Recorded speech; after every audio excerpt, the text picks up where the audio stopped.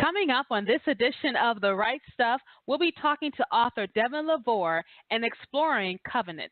Coming up next, right here on The Right Stuff. Stay tuned. You are listening to the best, the only place to be on Tuesday night. That's right, you're listening to The Right Stuff, and you're at the right place at the right time. From England to Canada, from Detroit to the Poconos, we are showcasing Christian authors worldwide, giving you tips, tools, techniques, and resources for you, the writer, to hone and perfect your craft. Tune in every Tuesday at 7 o'clock p.m.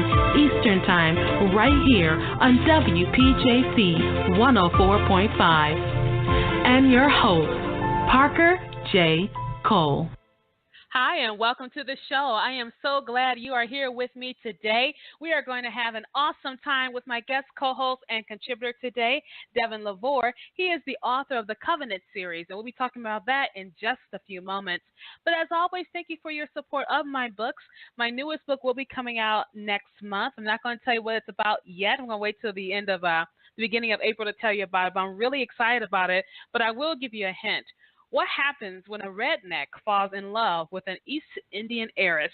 You definitely want to stay tuned to that one because that's a really fun book I'm working on right now. So I definitely want to kind of wet your whistle about that book. I'm almost done with it, going through edits and all that good stuff. So you'll see that book in April. Really excited about that.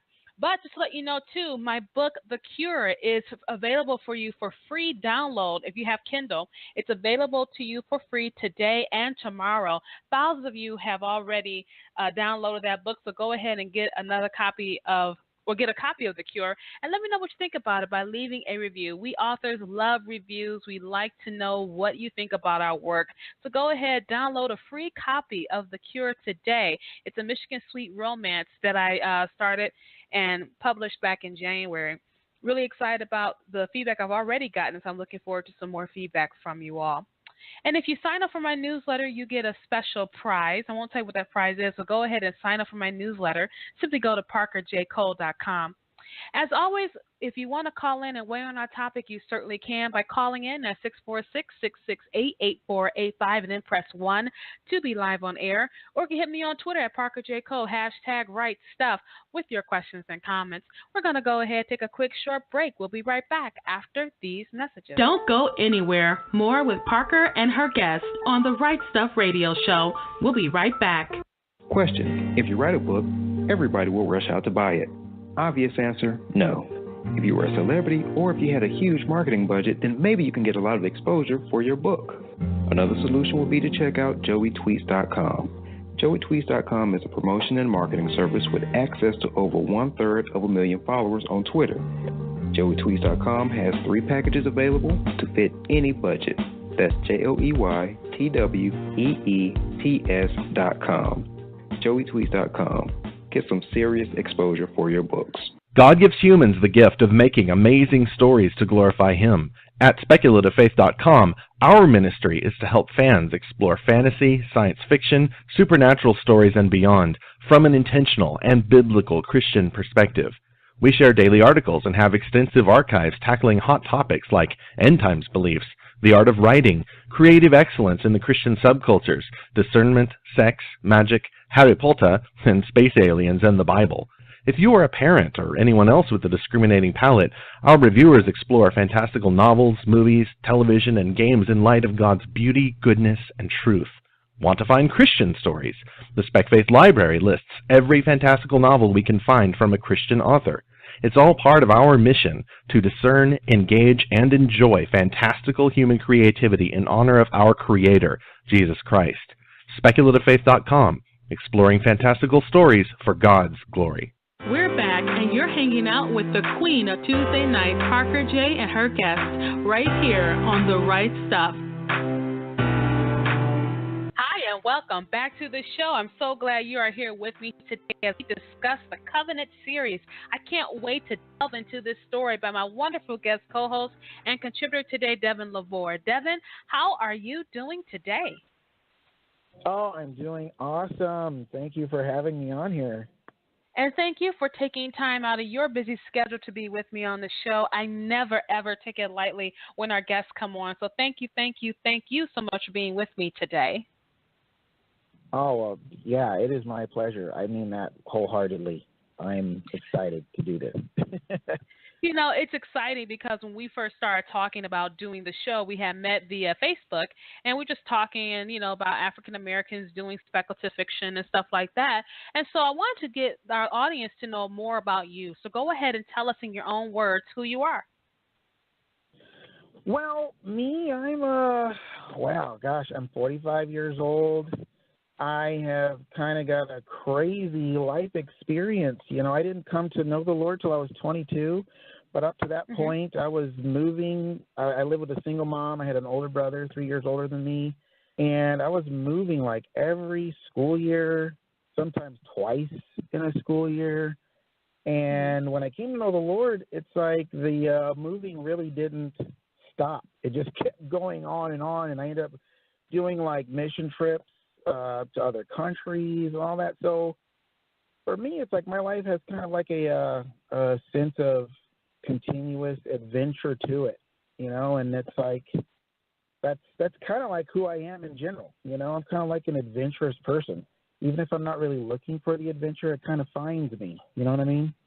Well, tell about some of the countries you've been to. Oh, wow. Well, I've been to Mexico. I've been a lot of places in Mexico. I've been to Austria. Most of my mission trips were to Latin American countries. I've been to South America. I've been to Colombia, Peru. I've been to a couple. I've been all over the places. Well, and it was with a organization called Youth with a Mission, called YWAM. I'm not sure if you've heard of it, but I haven't. Go ahead and tell us about it. Yeah, it's called Youth with a Mission, and it's basically a missions organization. I think it's the largest missions organization in the world at this point, and they just bring people on board to kind of give them facilitate mission trips. People who feel like they're called to do missions, they help them out, and you need just a bunch of young people who go and do these mission trips, and it's fun. You end up doing the mission trips, and then if you stay there long enough, I was there for like 4 years, so you end up leading mission trips, and it's really cool. It's a really cool time in my life. That was a long time ago, though. I find that fascinating because I won't lie, I've been getting that sense of going on a mission trip with my church, and they have a ton of missions that they go all the time. And this one man came from, I believe, India, and he worked with the sex trafficking people over there, and he was telling us, not working with them, but working against sex trafficking over there, and he was just telling us some of the stories. Oh yeah, it's a huge, for the lack of a better term, market. And there are so many children who are involved in that. And so he was really encouraging the body of Christ to get involved. And ever since he said it, I've been feeling this lure towards that. But as of right now, it hasn't come. But I got a feeling one day I'll be doing it, because I heard that usually going on one usually changes your whole perspective of a lot of things. So I like how you said that. You said my life is a continuous adventure. I like how you said that. And, even though you met the Lord at 22, you still he still kept you moving. He still kept you moving, which is the great part. It's like he prepared you for it earlier in your life to keep moving. It's kind of like Paul with his wanderlust in the Bible, how he was always going to all the different various places preaching the gospel. And so you told us about yourself, and you're married. Do you have any children? I do. I have 3 awesome little kiddos. I have a boy who's 7. And a daughter who is getting ready to turn 6, and then I have a younger son who's getting ready to turn 4. But then I also have one on the way. Yay me! Oh my goodness! 7, 6, and 4. So you have one on the way. So another year or two, you'll have another one. So that's what I think is going to happen. I love it. I love it. So tell us what my wife. We always wanted to have kind of a big family. And we took a break between the third one and the one we're getting ready to have. I mean, that's almost 4 years there. And we just really felt like the Lord was leading us to have, let's start a family again. And I'm like, that's a whole nother story. I don't know if we want to get into that one. We can get into whatever you want because what I like about authors is that we all come from different faith walks and walks of life and stuff like that. And regardless of the denominations we're part of, we all have this, the commonality is our Lord and Savior. And that's what makes it so fun to talk about it. So go ahead, tell us, what does your journey to writing look like? My journey to writing, like how I started writing? Yeah, sure. Oh, man. Well, I was smack dab in the middle of a financial crisis, and my car was broke down, and we had no income. And there was a conference at our church, an all-weekend conference at our church. This was back in 2010, March of 2010. And I was just in that place where I was just like, I don't know. It's like I had nothing. You know, this whole situation was out of my control. And I'm like, Lord, what am I going to do? You know, we have no income now, and my car is busted, and what am I going to do? And I felt like the Lord used that situation and this conference, because this conference that I was going to was in my church, but it was also it was a business conference that was designed to kind of help the body of Christ kind of get a business mindset, like it's okay to go into business. See, I guess for me, I didn't think it was a bad thing to go into business if you're a Christian, but I guess there's like a history. What they were dealing with in that conference was this history of, I guess, people who felt like it was bad to be a Christian and go into business and make a lot of money. And so there was a lot of tearing down of that kind of stuff. And so I was sitting there just absorbing this information like a fresh sponge, you know. And I'm like, this is great. And so the Lord used that to just kind of say to me, you know, like, well, you're telling me all these things that you can't do and what's not going on in your life. What do you have? You know, and I felt like he kind of gave me that vision of like the fish and the loaves and Moses, you know, in the wilderness. It's that sense of like, well, what do you have? What can you give to me? What can you do? And he used that to just kind of like jumpstart me into my writing career, because I've always wanted to write, and I've been talking about it for, you know, off and on for a couple years before that. I would tell my friends, like, man, I got these really cool ideas and all that. And I mean, and I toured with a band back in 2000 to 2002, and I was even trying to create stuff then. I've always had, like, even before I knew the Lord, I've always had these ideas and these cool things that I thought would be just awesome to do. But I never really pursued it because, you know, no one becomes a successful author. That just doesn't happen, you know. That was my mindset, you know what I mean? I'm like, that's just a dream, you know. No one can do that, you know. J.K. Rowling and Stephanie Meyer, they can do it, but, you know, so that was my thought, and God really challenged me during that weekend, and he was like, you can do this.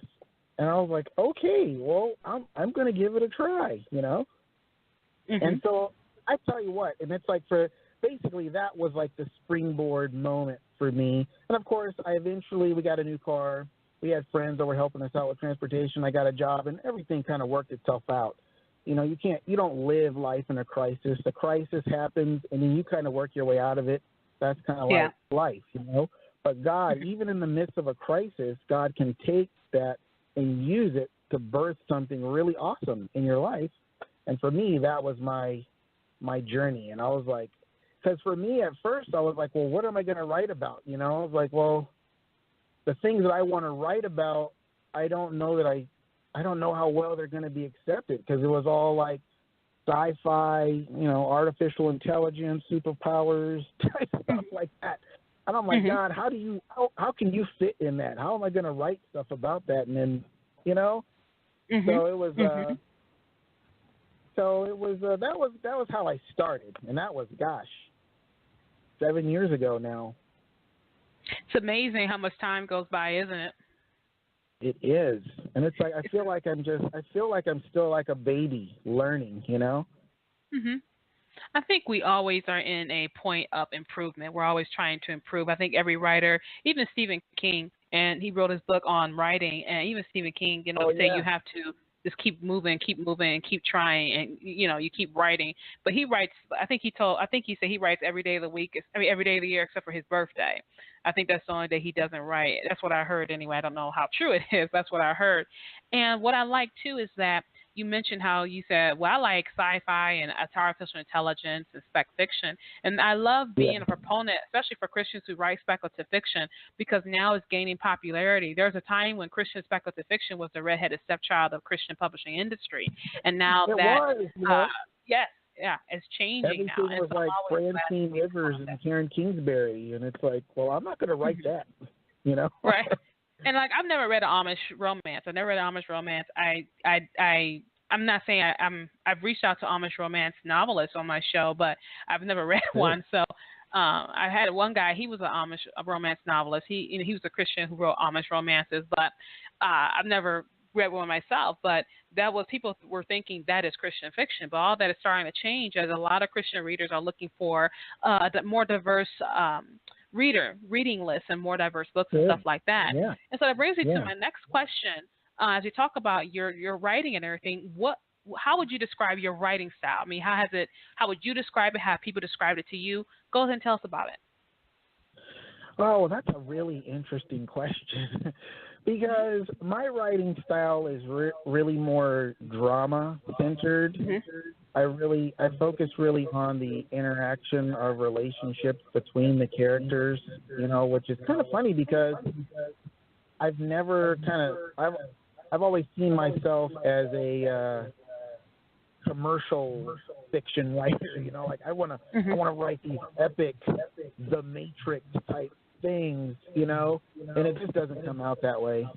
Mine usually comes out kind of like Nicholas Sparks set against a sci-fi backdrop. Nothing wrong with that. Without the romance, because you don't really find too much romance in my stories either.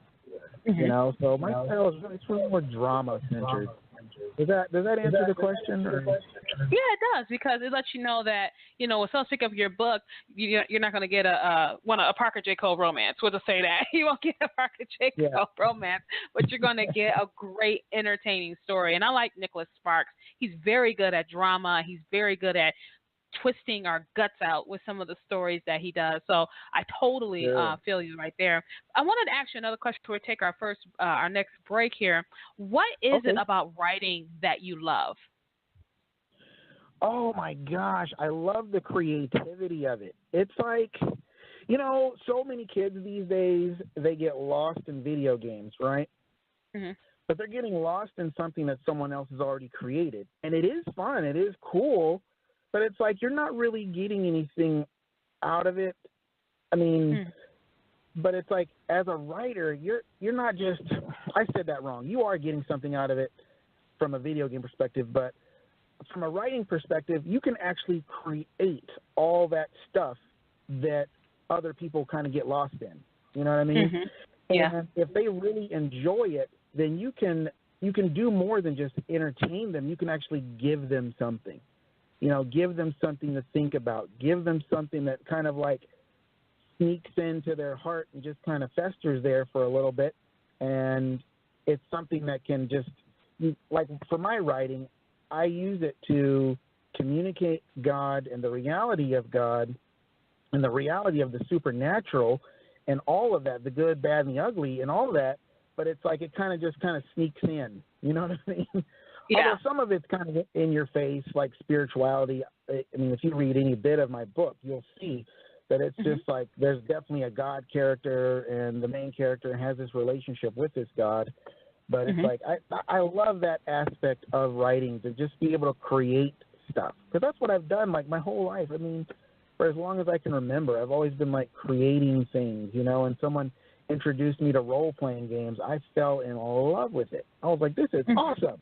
You can just create all these characters and all these situations, and you can create a whole world. And it's like, wow, this is amazing. And that sense has just never left me. And I brought that with me into my writing journey. I like that. I think every writer has a God complex in some way. I totally think so. Even if you're not writing spec fiction, I think we all have a God complex, because I remember and I said this on the show before, I had a very rough year back in 2015 was a very rough year for me. And it was the first time ever as a writer that writing became therapeutic for me. It was not just me telling a story. I actually had to release my stress through my writing. And I remember thinking everyone dies in this story. Everyone dies in this story. We're all dying. Everyone's going to die. You know, it was kind of the thoughts that were going through my head because I can at least control this. So that's why I think every writer has like a God complex. We're going to go ahead and take a quick short break. When we come back, we'll be digging into the Covenant series with my guest co-host and contributor today, Devin, LaVore. If you want to call in and weigh in, you certainly can by calling in at 646-662-BE live on air, or hit me on Twitter at Parker J. Cole, #RightStuff with your questions and comments. We're going to go ahead and take a quick short break. We'll be right back after these messages. Don't go anywhere. More with Parker and her guests on the Right Stuff Radio Show. We'll be right back. Have you read the latest issue of SORMAG Digital, the award-winning literary magazine for multicultural readers and writers? SORMAG Digital is available quarterly and showcases interviews with the best authors in multicultural literature. SORMAG Digital features craft and business articles for those interested in writing. If you're looking for a good book, check out our book reviews on what's hot in multicultural literature. For writers looking for new readers to get in front of, SORMAG Digital is the perfect place to introduce your book. We offer advertising spaces that fit your promotional budget. Get your free subscription on SORMAG.com or order a print issue on MagCloud.com. If you would like more information about SORMAG Digital, check us out on SORMAG.com or contact us at SORMAG@yahoo.com. SORMAG Digital is the magazine for multicultural readers and writers. Have you dreamed about writing a book but didn't know how to start? Or are you an established author who's looking to grow in your career? There's a brand new opportunity for writers of all genres to come together for training, fellowship, connections, and fun. Join us this summer, June 22nd, 23rd, and 24th in Southern California for the SoCal Christian Writers Conference. You can register for 1, 2, or all 3 days. Each day is packed with instruction and opportunities to progress in your writing expertise and career. This conference offers a stellar lineup of faculty along with continuing education sessions for every genre, from fiction to nonfiction, music to screenplays, and so much more. There's even a track for teens. Plan your family vacation around this conference. Register in February and you We're back and you're hanging out with the queen of Tuesday night, Parker J. and her guests, right here on The Right Stuff. Hi, and welcome back to the show. You're listening to The Right Stuff here on WPJC 104.5. So glad you are here with me today. Like I've told you before, I will be at the SoCal Christian Writers Conference this year. So if you're in the Southern California area, I would love to meet you. And I'm going to be doing 2 workshops at the conference. I'll be talking about harsh language and swearing in Christian fiction, as well as taboo subjects in Christian fiction. Those are 2 workshops I'm going to be heading. And so if you're in the area, I want you to go ahead and register for this conference. It's a very good conference. It's in La Mirada, June 22nd through the 24th. I'm very excited to be part of the faculty there, and I'm looking forward to seeing you there. So if you're in the Southern California area, make sure you register for the conference. You don't want to miss it. We are having a wonderful time talking to my guest co-host and contributor today, Devin LaVore. He is the author of the series, the Covenant series. And Devin, once again, thank you so much for being with me on the show. And I really want to kind of get deep down and dirty in this book here. So before I kind of get into the book, how did you conceive the world of Covenant? Well, wow. How did I do that? Well, it's funny because, well, I said previously that I was on tour with a band, and we went to this place called Carlsbad Caverns, and we're walking through this Carlsbad Caverns, and I was just, my mind, my imaginative, crazy mind, starts going. I was like, wow, wouldn't it be crazy if there were some people that lived here and no one knew about them, and they had this secret life and blah, blah, blah, blah. And that kind of launched into like this. I really wanted to develop that idea, because when you're on tour with a band, you really honestly have a lot of downtime. And so I started developing this idea, turned into like a fantasy idea, right? And so I fast forwarded in that idea to like, what would it be like at the very end of this age of this world? And I started developing, which is basically the book series I have right now. And I realized that, like, if I'm going to do all this, there's no way I can make this on planet Earth in our universe. So, so I ended up just making my own world, and it actually, I liked it way better than trying to fit all these ideas on the Earth, because there was so much I felt like I needed to know, political-wise and history-wise, and so much research that would have to go into it. I was like, man, if I just make my own world, I'm the author of all the research and all the history and all. Exactly. You know what I mean? So I did it. It was hard, though. It was really hard, like, doing world creation, but that took a long time. That took a couple years, honestly, for me to really get it down. But it's like I got it, and I felt like it was better. It was better off, you know? I like that. World building is, especially for speculative fiction writers, world building is a huge, huge undertaking. And so I've had many speculative fiction authors on the show before, and that's one of the things you have to be mindful of, because you can put it in there and a person will be aware of it when they don't see it. It's not they're aware of it when they do see it. It's when if something's off, a reader can totally pick up on that. And if you forget one element, like let's say you forget about the food or how the government is, or what the religion is of the place, or all that kind of stuff. World building is fun, though. It's absolutely fun. That's why I say we all tend to have this God complex when it comes to our books there. So if we had a travel brochure, what would a vacation for a family of 4 look like on Covenant? Well, the world is actually called, the world where everything takes place is actually called Barith. Barith, okay. But brief, but it's a twist of a Hebrew word that means covenant. So the question is still good. Good. Works out. What would a vacation of 4 look like on it? Family of 4. Well, when you visit this planet, you will notice one thing, that everybody on this planet is basically like a shade of brown skin. Okay? Unless you went to the North and South poles, which is where the more lighter skinned folk were. And it would, my gosh, it really is kind of a lot like Earth in a sense, but it's a little bit more, it's more colorful, it's more, it's almost like stepping into an anime city, you know? Oh, yeah. It's just like, I love anime. I'm a huge anime fan. And intense, and it's got a lot of weird-looking animals, you know, a la Star Wars type of deal, you know what I mean? But but I thought it would be cool, because, see, what I did is, I have, like, 3 suns in the universe of this planet, this world I created. And so I thought it would be cool, because I was like, I don't know that there is a book that I've ever read that's like this, but I wanted to make all the characters on the planet black, so to speak. Obviously, they wouldn't be African American or black, because that's not the planet Earth, right? Right. But I wanted them to all have this shade of brown, because I wanted to write something really, really good to contribute to the African American community as far as speculative fiction with a spiritual edge to it.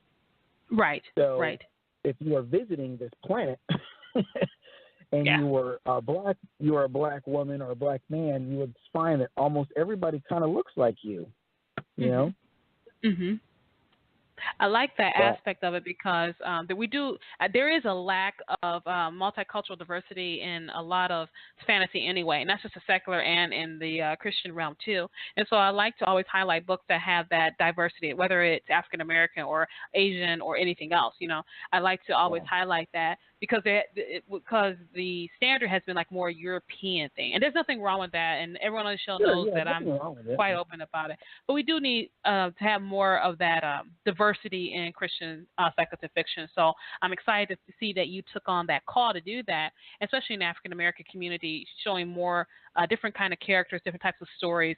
Because a lot of times, I've been told by some people, I don't know if it's true or not, but I've been told that a lot of the African American stories are just urban gangster stories and stuff like that. And just having something different to show that's not all what African Americans read is worthy of note, if I could say it like that. So I'm really excited that you took up the banner for that. Now, without giving us the plot, go ahead and tell us what the story is about. Without giving you the plot? Without giving us any big, huge plot, twists and turns. Tell us what the story about. Basically. Yeah.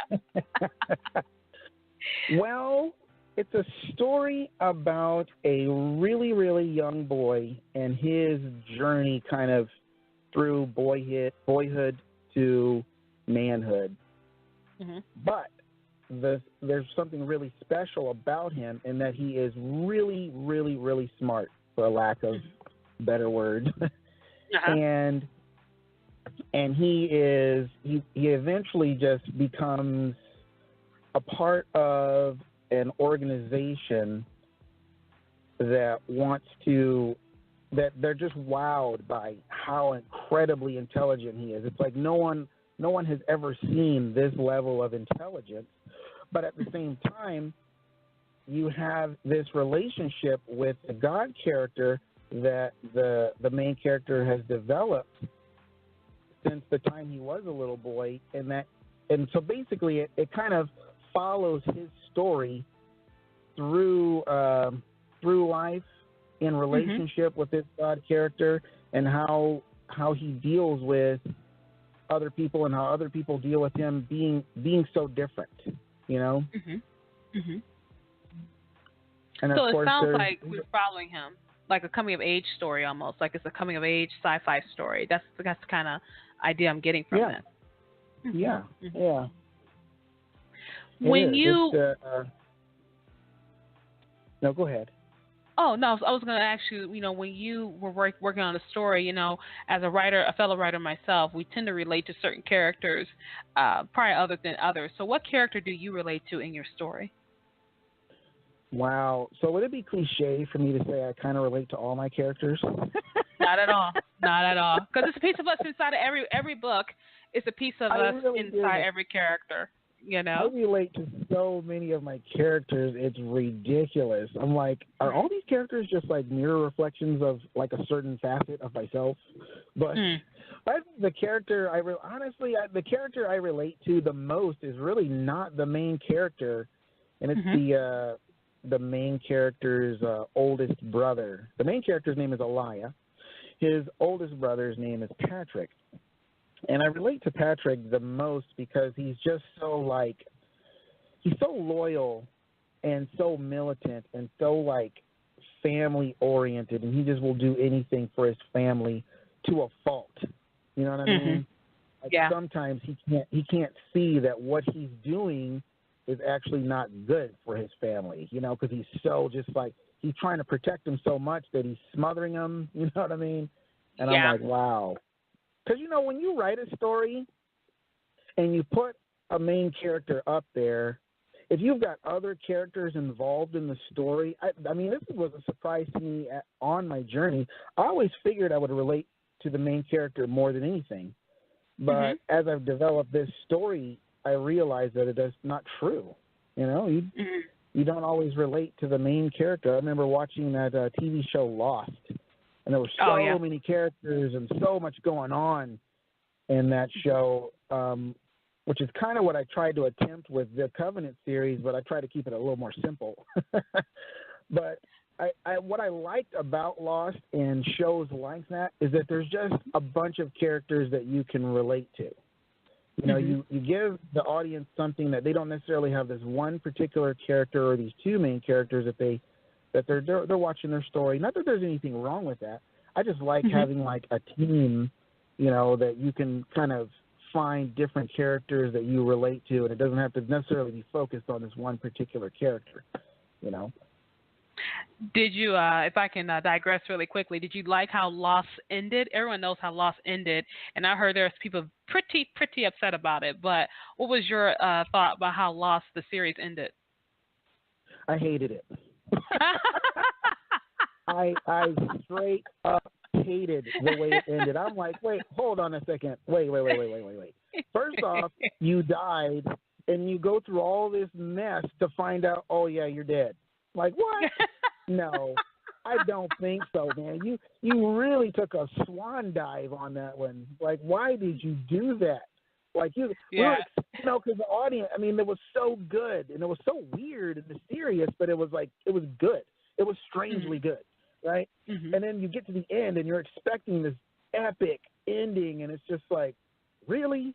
That's it? Like, someone shoot me. Like, this is not even funny. Why? You know what I mean? Like, what did you do? You guys must have just got tired, and you were like, well, let's just go with this ending and get it over with. I find that I didn't like it at all.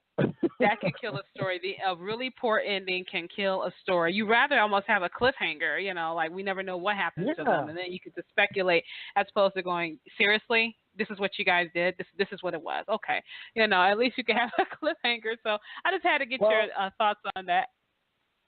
Can I say something else? Go ahead. There's a lot of shows out there that are like that, where they end with this cliffhanger, and then you find out later on, a couple months down the road, that they've been canceled, right?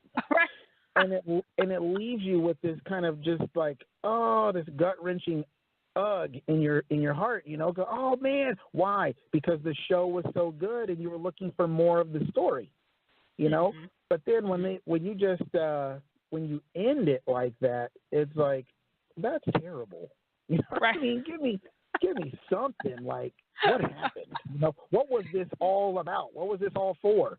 It was for nothing. Closure. That's basically what you're telling me. I love it. I'm done. Oh, no, you're fine, because I just, you know, that's part of being a writer, too. And when we come back from our break, we get into your writing process just so you can give advice to some other writers who may be out there in the audience listening in. If you want to weigh in on our topic, you certainly can by calling in at 646-668-8485 and then press 1 to be live on air, or hit me on Twitter at #ParkerJCole, #WriteStuff with your questions and comments. We're going to take another break. We'll be right back. Don't go anywhere. More with Parker and her guest on the Right Stuff Radio Show. We'll be right back. Are you a reader looking for more compelling Christian fiction? Maybe something a little more edgy or a bit more real? Are you tired of most Christian fiction shying away from the truth and settling for a rose-tinted view of the world and its issues? Or are you an author who has a compelling story to tell, but you're afraid it doesn't jive with today's brand of Christian or secular fiction? Are you tired of Christian publishers telling you that your content is too edgy? Or maybe you've tried submitting your content under the radar to secular publishers only to be told your themes are a bit too religious? We invite you to take a look at the Crossover Alliance. We are an online publishing company that specializes in edgy Christian speculative fiction with Christian themes and real-world content. Our company is formed from authors and readers just like you who are breaking into the mainstream and Christian markets with this compelling genre. Head over to www.thecrossoveralliance.com for all the details on who we are, what we do, and what we accept. Right now, if you sign up for our email newsletter, you'll receive a free digital copy of our first short story anthology. Check us out today and help us spread the word about the Crossover Alliance, where light shines brighter in the darkness. Engaging the culture's imagination through speculative fiction, the Untold Podcast produces audio fiction from a Christian worldview. Find us over at untoldpodcast.com, where we partner with authors to tell science fiction, fantasy, supernatural, and horror stories. Find links at untoldpodcast.com to subscribe via iTunes, Stitcher, and a variety of other platforms. Each month we produce high-quality audio fiction that's free to download and free to listen. Our submissions are open, and we're always looking to add another great story to over 24 hours of narrative entertainment. Find all of our audio fiction over at www.untoldpodcast.com. We're back, and you're hanging out with the queen of Tuesday night, Parker J. and her guest, right here on The Right Stuff. Hi, and welcome back to the show. We're having a fun time with my guest co-host and contributor today, Devin LaVore. He is the author of the Covenant series. The first book is called The Before. The second is called The Between. The third is called The Now. And I know there's about a couple more that's going to be available in this series. We're going to talk about that later on in the broadcast. I want you to make sure that you keep it right here on PJC Media Network. We have a great lineup of shows for you. Sundays we have Dovetails with Deborah Lassiter, where she talks about testimonials, about what the Holy Spirit has done in her guest's life, as well as random acts of kindness. And then on Mondays, we have Relationship Talk with the Marriage Playbook with coaches Eric and Fran from 7 to 9 p.m. Eastern Time. And then yours truly on Tuesdays, where I showcase Christian authors worldwide. And then Friday, let's talk about it. Let's talk about everything with Jenny White at 8 o'clock p.m. Eastern Time. And then come right back to yours truly on Saturdays at 2 p.m., where I talk about things in, out, and about the church with the Parker J. Cole Show. A wonderful lineup of shows right here on WPJC 104.5. And we're going to get back to our discussion with Devin LaVore and his series, the Covenant series. And Devin, I wanted to have you explain a little bit of your writing process. And one of the reasons why is because I always want to encourage aspiring writers to go ahead and pick up the pen and write. And so I want to kind of get into your process here. So my first question that I have for you is, how long did it take you to write each book in the series? Oh, Lord. I tell you what, the first book, literally, oh my gosh, I think it took me probably 5 years to get that down. And let me tell you why. Because that was my whole development as a writer process. That was me honing my ability, honing my gift, practicing my craft, trying what worked, what didn't work, and I was doing that all on this one particular story. You know, I wasn't trying different ideas here and there. I was trying to make this one particular story work. And through that process, I was reading all kinds of books and watching videos and getting as much information as I possibly can on how to make this story work and make it acceptable to readers, you know, because we write for readers, right? We're not writing for other writers. I see so many writers get lost in, like, dude, why are you using these big, fancy, transcendent words that that's going to frustrate your readers and they're going to put your book down. You know? Yeah. It's like, make it really, really, really, really simple. That was one of the big points I got in my process is like, so what, you got all this cool stuff that you know. It's like, well, what does the reader want? You know, and it's like I was just spending 5 years just trying to do that without compromising the story in the process. Right. You know, so it took me 5 years to do that first one. But after that, man, I could seriously write a novel in like 6 or 8 weeks now. Oh, that's good. But I can write it in 6 or 8 weeks. But it will still probably take me almost a year to really edit it and polish it, because the writing of it, that's the easy part as far as I'm concerned. For my process, the writing of it is easy. It's the going back through it and looking at everything I just puked up and going like, okay, what is this? Where do I need to shave it? Where do I need to add to it? Wow, that whole chapter was completely unnecessary. Let's cut that out. And you know what I mean? So that process takes a lot longer. But I'd say it takes me about 9 months, I'd say, to write a book from beginning, from idea to finished product. I think that's important to note because some people may get discouraged. I know for myself, my very first book, which is a horror story, I wrote and published. It took me 10 years to get it done because I had went through it. And that's really resonated with part of your story, how you said there was just a lot going on. There's a lot of calamity and a lot of problems going on. Because when I published my first book, I had lost my job. And when I lost my job, I remember looking at the computer, and I was like, you know what, I'm tired of looking at you, because I was always taking my books to work on a computer, and I'm tired of looking at you. I've been working on you since I was, at the time, 18 years old. I was 18 when I first started the story. It was 10 years later. Wow. And I said, I'm tired of looking at you on this computer. And so I said, whatever happens. And my husband was very supportive, and I ended up publishing it. But literally what had to happen was something bad happened to where I had to take that leap of faith and just go with it. And it changed my life. Right. Publishing that first book will change your life. It really will. And that's why I always want to encourage authors and aspiring authors to pick up the pen and write, you know. And you kind of let us know about a little bit of your writing process. We talk about, you know, you take about 6 to 8 weeks to kind of just get the fast draft out, and then you take some time to polish it up, do the editing, make sure the continuity is there. What are some other tips you can share, especially you being a speculative fiction writer? What are some other tips you can share with our listeners? Well, I think if you're going to be a writer, you got to throw away, and I think these are some of the things that I've heard from like 100 different blogs, and they're because they're true. And you've got to throw away this idea that you have to be inspired to write. I read this one guy. He was like, "Yep, I'm inspired to write every morning at 9:00." It's like you have to do it that way. If you're going to really produce something and get something out there, it's like with anything, right? Not just with writing, but if you have a business idea or you have a physical goal, you want to reach a certain weight, or this certain muscle mass, or whatever it is, you have to put in a disciplined daily work. You have to do that, because if you're just waiting, I don't know if I feel like it, well, then you're really never going to produce anything, Right. You have to be diligent and you got to just jump in there and just start doing it, just write. Kind of like Nike says, just do it. Just do it, right? Exactly. Just do it. You'll feel better. So what are some of the themes that you've explored in the Covenant series? I know you talked about the reality of the supernatural, and what are some other themes that you explore in the Covenant series? Some of the themes.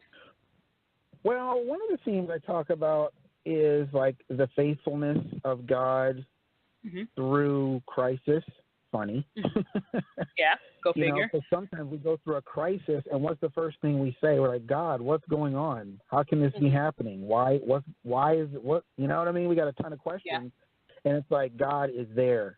Even if he's asking you to, well, I want you to go here and do this. It's like, what? Go do that? I don't understand. That doesn't make any sense. But it's like if God's leading you in that direction, it's like, so it'll turn out good because God is good, and anything he asks you to do is good. And so I kind of explore that, and I explore like, kind of how to love your enemies. That's one of the main themes I think that you find throughout all the books, is that we have to like love our enemies. That doesn't necessarily mean we trust them. That doesn't necessarily mean that we have like no boundaries and it's just a wide open door of relationship type of thing. But it's like you have to continually extend that opportunity for them to come to their right state of mind, so to speak. So there's a couple different things I address in the series, and the reality of the supernatural, and how God does give dreams and visions and things like that to people. So there's a couple of them. I like how you said, there's a reality of the supernatural. And I know some people, they think that God doesn't work miracles any longer, or they think that God doesn't speak to us and stuff like that. And then something will happen that will throw you off. And then you're like, well, I can't explain this one. I can't explain that away. So I really enjoy that, especially when it comes to spiritual warfare, which is a reality. And a lot of people try to like play that down. So what has been some of the response from readers about the Covenant series? Well, I mean, so far my only audience, I think, which is your first audience, is the people that you know. They all seem to like it. And they seem to, like, one of the most common things I hear from people is, like, they thought it was pretty good. I don't really get that sense of, like, ooh, from them, which is, every author is looking for that, right? But what I do get from them is, like, yeah, I really liked it. And it's like, it really made me think, and it just kind of stuck with me, and I found myself thinking about it, throughout the day when I wasn't even reading it. And I'm like, whoa, that's actually awesome, because that's really what I was trying to do, through my whole writing process, is trying to get people to think about, like, hey, there's way more going on than you think. If you're just a church-going, person, and that's all you do, it's like, wow, there's so much more that God has for you than just going to church and doing the church thing. You know what I mean? God's called you to relationship with him, and it is awesome. And Amen. I mean, that right there, that's the very heart of my messages in this whole series. But I like that. I like that a lot because something very important is that we have to have content with our relationship with Christ. Just like you have to have content with your wife or with whoever that you're with, you have to have content. It can't just be, oh, we're together, but you never talk to each other. You never spend time together. You never learn, oh, I like this. You never learn their likes or dislikes. If they say, I like Chinese food, you keep bringing them Italian. You have to have content to your relationship, especially if they say, well, I love Chinese food and you keep bringing Italian, then you're not just listening. After a while, it's like, why are we here? What are we in this relationship for? And so I really like that you said that. And we're getting close to the end of our talk. It's been such a wonderful talk, Devin, talking with you about the Covenant series. I want people to know where they can find you online. So go ahead and give us a social media. Well, you can find me on Facebook at Devin LaVore. That's my Facebook page.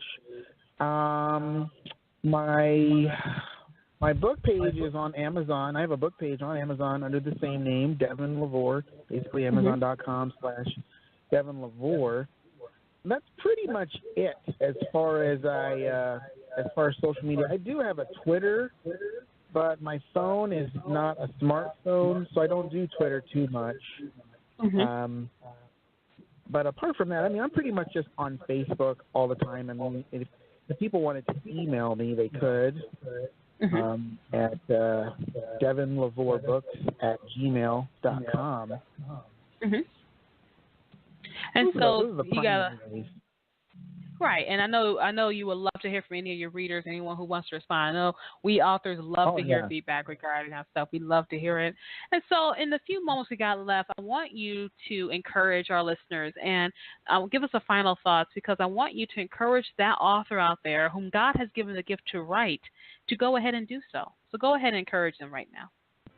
Well, what I would say to encourage any author is you've got to know that the Word of God is true, first off.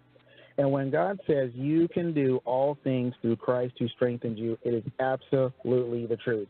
There is no discouragement that can possibly take away the plan of God in your life unless you give into it. So just don't give into it. And one of the best ways not to give in is to just get up every day or find some time during the day where you can sit down and you can write and you can develop that time. And you might say, well, I don't have but maybe like 30 minutes. That's fine. You can have 30 minutes. The scripture says little by little makes it grow. So it's like if you're just adding to your time, it doesn't matter if it took you 5 years or 10 years to write your first book. Just get it done, work on it. And you will find that it's fun and it's frustrating, but ultimately what you will be able to give through what God's put in you is going to be different than anyone else can give. So it's like you have to give it. If you really want to make God happy, you really got to give that thing that He's put in you. You want to give it out, and it is just so. It's not always easy, but getting up and going to work's not always easy either. You know what I mean? But it's like if you could just go ahead and just do it, man. I think that's the biggest encouragement I can possibly give. Just do it, and you will get the breakthrough. You will get your stuff out there, and then you'll start writing another book, and then you'll write another book, and you'll write another book, and you'll find out that it wasn't as difficult as maybe your fears were telling you, Devin, thank you so much for that word of encouragement. Thank you so much for being with us on the show today. Really, really appreciate having you, and I can't wait to have you back for your next book, and we'd love to talk to you then, too. So thank you for being with me on the show today. I really appreciate it. I appreciate it so much. Thank you so much. And we were talking today to Devin LaVore. He is the author of the Covenant series. The first book is called The Before. The second is called The Between. And the third is called The Now. And I know there's a couple of more in waiting for you. So definitely go to his website, devinlavore.com.